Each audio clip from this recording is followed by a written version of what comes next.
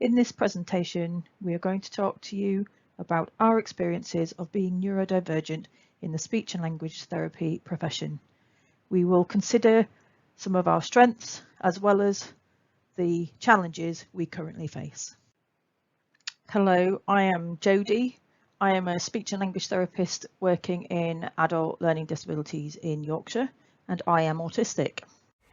Hi, my name is Polly Davis. I'm a specialist speech and language therapist working within SEMH and autism schools. I also have a diagnosis of autism and ADHD myself, as well as several other co-occurring disabilities. Hello, I'm Laura and I'm a final year speech and language therapy student and I am autistic. What do we mean when we talk about neurodiversity? The word neurodiversity refers to the diversity in the way that all people think and experience the world. We know that all kinds of people have different ways of thinking, perceiving, and relating to the world around them. Neurodiversity was first established as a theory within the mid-1980s, and it's a model that we can use to think about acceptance and inclusion of all people whilst embracing neurological and cognitive differences. We often use the word neurodivergent to refer to people who are outside of the neurotypical neurotype. That might be people with autism, ADHD, developmental language disorder, dyslexia, all kinds of different ways of thinking, being and perceiving within the world. Whereas neurodiversity describes everybody. We all are neurodiverse in the sense that we all exist within this kind of wide spectrum of different ways of thinking and being. We've got an excellent quote here which says neurodiversity describes the idea that people experience and interact with the world around them in many different ways, and that there is no one right way of thinking, learning and behaving. Therefore, differences are not viewed as deficits. As such, we can see the neurodiversity model as fitting in very, very nicely with our understanding of the social model of disability. When we talk about disability, we talk about barriers or about difficulties, but we truly believe that neurodivergent individuals, and especially neurodivergent speech and language therapists, can bring a huge amount of strengths to our profession.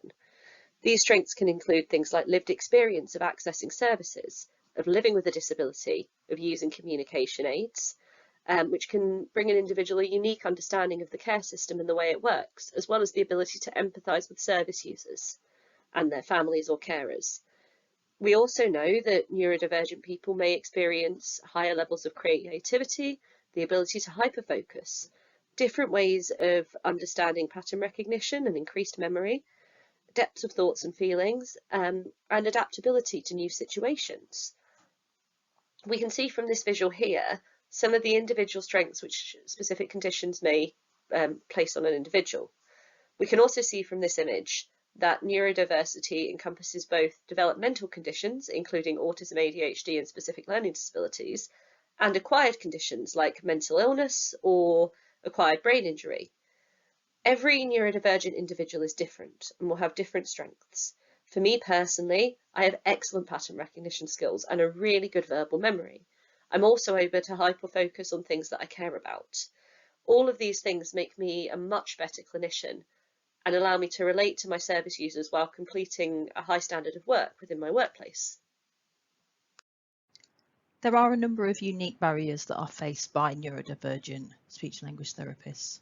It's not unique to the speech and language therapy profession, but it is unique to being neurodivergent. Often a fear of prejudice or discrimination upon disclosure of diagnosis or an area of difference or difficulty. Some have been worried about their colleagues overreacting by suggesting that they may be incompetent in a particular area of their work, or minimalising their diagnosis or their difficulty, dismissing it or completely rejecting a diagnosis. Sensory difficulties is very common. For example, noise, a busyness of an area, clutter, intolerance to certain textures of uniforms, lighting and smells. Tasks, particularly admin tasks, can be quite challenging for some of the neurodivergent community.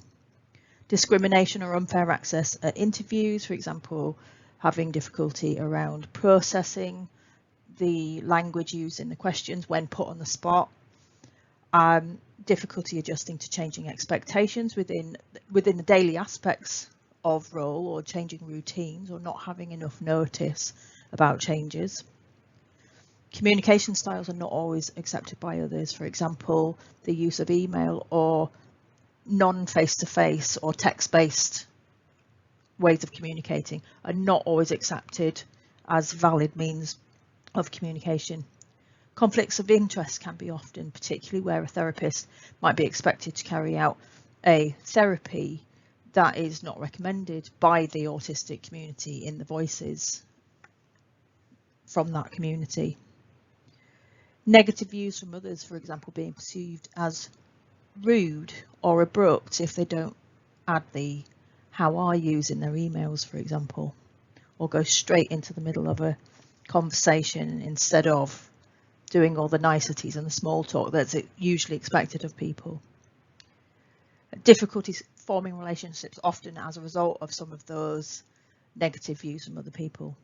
It is worth pointing out as well that the neurodivergent community like to refer to these as our differences rather than difficulties.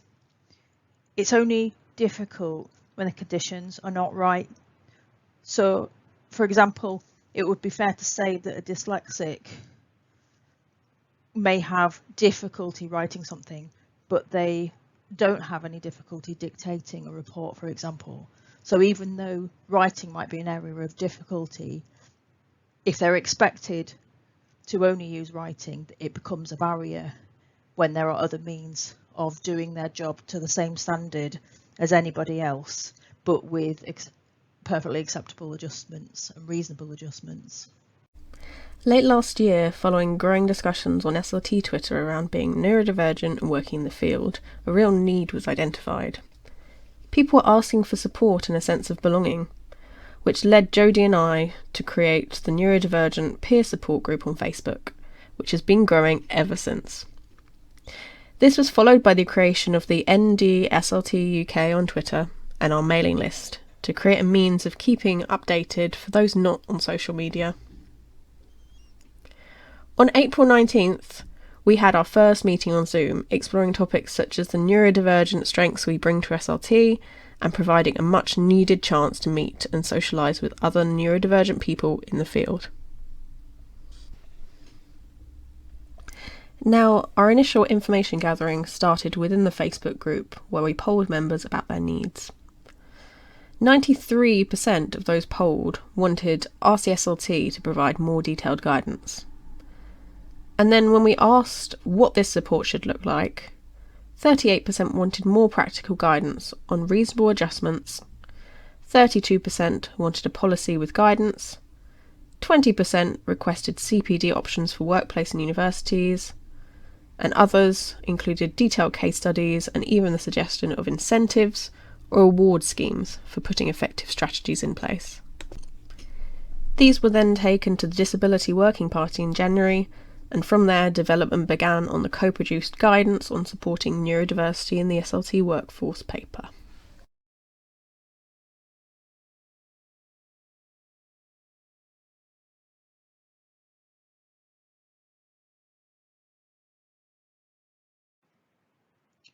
Our peer support group has been up and running for about 5 months now, and there have been a number of common themes that are coming through in the things that people are discussing in this group and asking for support with.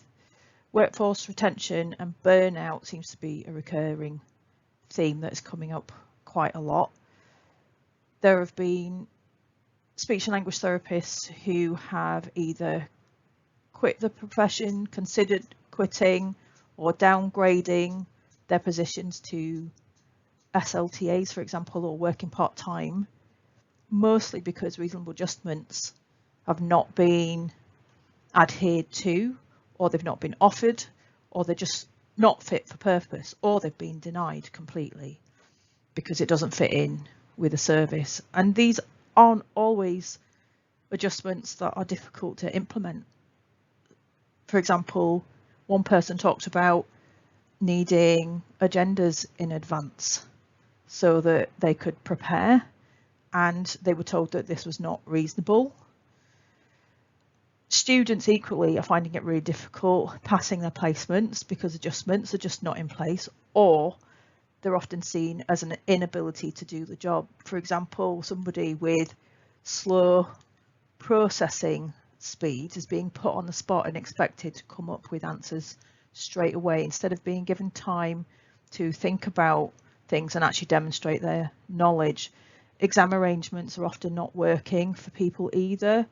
One student talked about having ADHD and being really distracted by background noise, and was given a separate room, but a separate room with 4 other students, and every time they turned a page it distracted them. Also, the door was open, so they could hear all these distractions going up and down the corridor. It clearly wasn't working. We did do a poll in the group right in the early days, in the first couple of months of starting the group up, and we did ask people to tell us whether they had considered quitting their job or their course or downgrading their role because of their neurodivergence, and we were really shocked to hear that 89% of the people that voted actually said they had considered this. It's also worth pointing out here that when we refer to burnout, we're often talking about autistic burnout rather than regular burnout. Although it doesn't just affect autistic people, it can affect many of us that are neurodivergent, and it's often the biggest contributors are the sensory environments and social requirements that are overwhelming for us. We can mitigate the effects of some of that by having regular sensory breaks or movement breaks, or by adapting the environments that we work in. However, if the adaptations are not made, it does lead to significant fatigue and exhaustion. We can regulate ourselves by actually having some time to recover from those, and we can recover quite quickly if we've got those things in place. But if those things are not in place, it actually can lead to chronic burnout, and that's much more difficult to recover from.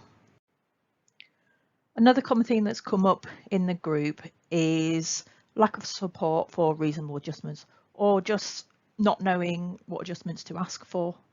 A lot of neurodivergent people have been diagnosed later in life and don't always know what their needs are. They go to occupational health, HR, they're asking for support, and they're not always finding it because occupational health departments often don't know how to support with the hidden aspects of disability. A lot of us as well have spent a lifetime masking, camouflaging and hiding our differences rather than accepting them. When we accept them, we can start to make adjustments, but if we don't even recognise them, we don't know where to ask for help. So some of those hidden aspects might be aspects of executive functioning, auditory processing, managing social demands within the office, sensory difficulties, for example, around uniforms, environments, equipment, and all of this inevitably has an impact long-term on physical health and mental health when our needs are chronically not being met. And I've mentioned that this can also lead to burnout, it can lead to anxiety, and it can lead to depression. Some of this comes from a lack of education around disability and neurodiversity, and some of the answers to this might be that we actually need to address this in training and with our employers. Quite a lot of people have been asking about reasonable adjustments for interviews. I personally didn't even know that I could ask for reasonable adjustments if I was going for an interview. So it's been really helpful in this group for us to be able to research what adjustments could be made and to discuss them in the group. It's been absolutely lovely to see a number of the students in the group who've applied for jobs, gone for interviews, asked for adjustments, and the success stories coming back of feeling confident, feeling prepared, and actually being able to do their best in an interview and be able to process the language that is used in the questions, and as a result they've been appointed for some of the jobs they applied for, which is lovely to hear. Some job adverts do use quite a lot of ableist language, such as this example of an ability to maintain intense concentration in all aspects of patient management for prolonged periods. That sounds like an exhausting job for anybody. A theme that's coming through quite a lot in the group is, sadly, in the area of discrimination. A lot of this comes from unconscious bias, not really understanding the diagnoses that people have, or having a bias towards what they think autism or ADHD or dyslexia is or isn't. And those things are really affecting our mental health as a group. So some people in the group spoke about when they told their colleagues or their managers that they were on a waiting list or they'd just been diagnosed, actually started to get completely different feedback from their supervisor or their educator afterwards.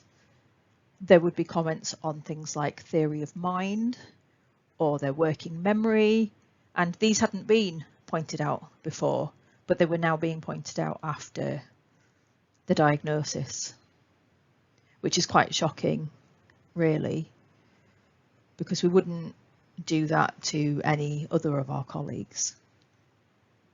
People felt and feel that they're often being micromanaged, so being told or questioned about whether the time is right, whether they've got enough on at the moment, whether they have the capacity to take on a new responsibility or a promotion. Unfortunately, this seems to reflect that their mental health or their diagnosis is being judged rather than their actual skills. Some of the things that are helping neurodivergent speech and language therapists at the moment. From the people that we spoke to, a few common themes emerged. These included taking time to research your own diagnosis and your own needs and finding out what may help you or what may have helped other people. We are really, really hopeful that the new guidelines in development will provide an excellent resource around this by giving people access to a cohesive list of recommendations that they can bring to their line managers. We've also found it hugely valuable to access peer support. This might include in-house support, such as autistic or dyslexic staff networks at work, but could also include online peer support groups. It may also include support groups which are not speech therapy specific. Another huge thing is planning time. This will look different for every individual. For some people, they may need to put in fewer appointment slots per day. For others, they may require extra admin support. For some, it may be protected admin time throughout the day. Lots of people have had success with the Access to Work scheme, who can provide a good list of reasonable adjustments to managers. These will vary from person to person, but may include things like access to coaching or counselling, access to specialist equipment and software, or increased mental health support and mentoring. Lots of people spoke about accessing private spaces. This may be to complete virtual appointments or admin. For other people, flexible working was really helpful. This can include completing certain tasks, for example, reports from home, or it can include things like scheduling appointments at the time of day when the person is most able to complete these. Access to longer-term mentoring, therapy and supervision are incredibly important. This includes both external and internal support, for example, clinical supervision. This needs to be considered as part of regular provision. Another huge thing is managers taking time to understand neurodiversity and to understand individual strengths, weaknesses, and the adjustments that they may need. It highlights some of the success stories that members of our group have had. It's very, very important that we understand that where adjustment and provision are correct, neurodivergent speech and language therapists can really flourish within the workplace. I'll read these verbatim as they are direct quotes from individuals. Teams meetings are one of my big ones. I'll pop my camera on to say hello to people, and if I'm speaking. Then if I'm just listening to information being given, I'll tend to turn it off as it stops me worrying I'm not sitting looking attentively enough. I asked for the interview questions in advance as an adjustment. The ones that came the day before really helped to reduce anxiety, and I was able to start at my best for the first time ever. The ones that were given 30 minutes before helped me to process the information, but not my anxiety. It has made a difference having more regular mentoring and supervision, not having to take notes in management supervision and allowing transcribing software to do it, and the supervisor to email me the outcome bullet points. Deadlines. My manager will give me a deadline now for all tasks as I asked for them. My manager needed to have a difficult conversation and gave me the option to discuss it via email or in person. I asked for it to be sent at the end of the day because I get emotional dysregulation and extreme distress with perceived confrontations. The email option gave me a chance to manage my dysregulation in private, and then I was able to have a face-to-face discussion without tears or inability to express myself or the usual 3 to 4 weeks of distress afterwards. Our final thoughts for the day. Neurodivergent speech and language therapists and students are asking for help. We need much more practical support as we don't always know what we need or what adjustments we could ask for. We are trying to address some of that in the peer support group with the guidelines for neurodivergent speech and language therapists that we are co-producing with the support from RCSLT. Our employers and occupational health departments often have very limited knowledge of neurodivergence, and even when they do understand aspects within clinical contexts, it is not always translated into understanding or accepting of staff, either from overreacting to the disclosures that we make and telling us that we are no longer competent to do our jobs, or minimising our experiences and therefore denying us the adjustments that we need. Often asking in itself can be very traumatic for neurodivergent people as a result of trauma from previous bullying or workplace bullying. Some universities are getting the support right, but this is not always being translated into the workplace afterwards or onto placements. Some employers are getting the support right by working with neurodivergent creativity and playing to individual strengths and ensuring workplace adjustments are in place. But there is inconsistency and inequity across institutions and employers, which is resulting in discrimination. And some of this is a result of a much larger picture of unconscious bias and something that eventually will need to be addressed. Thank you very much for listening to us today.